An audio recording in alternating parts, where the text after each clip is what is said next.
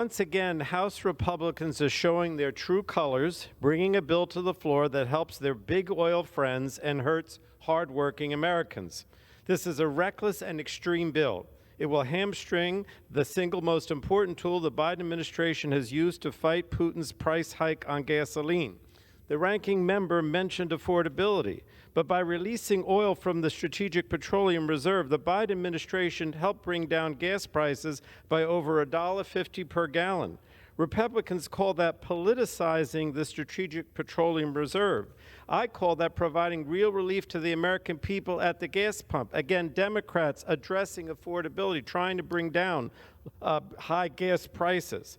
And now, after promising to lower costs for American families, House Republicans want to pass this bill that will raise gas prices at the pump.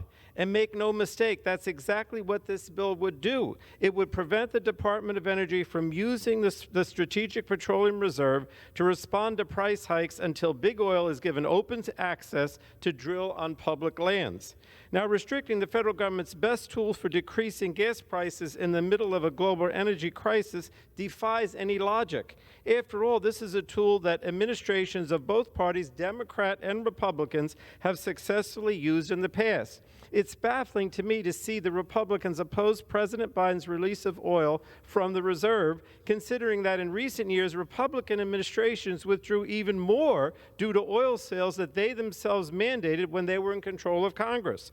House Republicans have also used the reserve as a piggy bank to withdraw nearly 300 million barrels of oil to pay for their priorities. Yet now they want to feign outrage that President Biden withdrew fewer barrels to lower prices at the pump.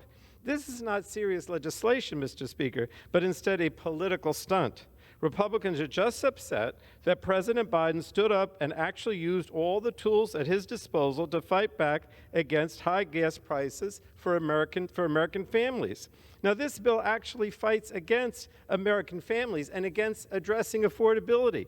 The Secretary of Energy was clear in a letter she wrote to Chair Rogers and me last week, and I would ask unanimous consent to insert the text of that letter into the record, Mr. Speaker. In that letter, Secretary Granholm wrote that by hamstringing the administration, this bill would result in, and I quote, more oil supply shortages in times of crisis and higher gasoline prices for Americans, unquote. The president also recognized this bill as a bad deal for the American people, and that's why he said he would veto it if it ever got to his desk. So I'd also ask unanimous consent to insert the text of the Statement of Administration Policy into the record, Mr. Speaker. Request will be covered by general leave. Thank you. Now, it's frankly stunning that after about 2 years of talking such a big game, the Republicans talked on energy security and energy independence, that one of the Republicans' first bills this Congress is a proposal that would seriously undermine both. The truth is that Republicans' decades-old drill, baby drill mentality is outdated, it's reckless, and it simply cannot and will not protect Americans from the volatile price movements of a global commodity. Our country has adopted this mentality for decades, and it just doesn't work. The United States is already the world's top producer of both oil and gas, and the fossil fuel industry already controls large portions of U.S. public lands and waters, and it isn't using most of it. Right now, fossil fuel companies control over 26 million acres of U.S. public lands, half of which is going unused.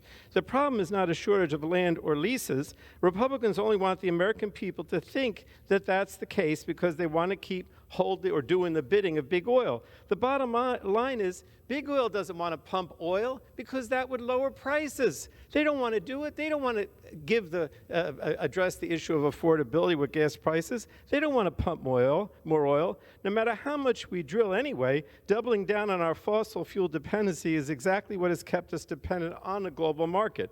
And this global market where we have this, oil from other countries is largely controlled by dictators and adversaries on the other side of the world. So, Mr. Speaker, this bill is not serious. It's yet another old, tired, one-page bill that shows just how antiquated and misplaced Republicans' priorities are. We should be spending our time on serious, thoughtful proposals that actually address our energy challenges and opportunities, that lower gas prices as opposed to raising them, and that ensure Americans and their jobs don't get left behind as the rest of the world transitions to clean energy. So I strongly urge my colleagues to oppose this bill. If you really care about bringing down gas prices, you would oppose this bill. And I reserve the balance of my time.